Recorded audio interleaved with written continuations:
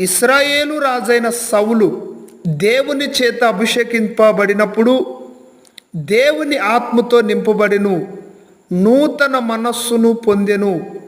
యవనస్తుడిగా ఇశ్రాయేలుల పక్షముగా యుద్ధము చేసెను.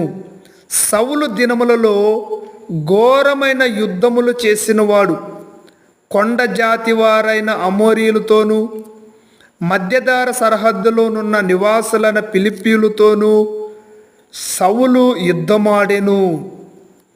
సౌలు దేవుని మీద, ఆత్మ మీద, దైవజనులు ఇచ్చిన ఆలోచన ప్రకారముగా బ్రతికినంత కాలము దేవుని కృప నిలిచెను. సౌలు చివరికి ఆత్మను, కృపను పోగొట్టుకొని తన ప్రాణమును, తన కుమారుని ప్రాణమును పోగొట్టుకొనెను. సౌలు జీవితము దుఃఖకరముగా ముగిసెను.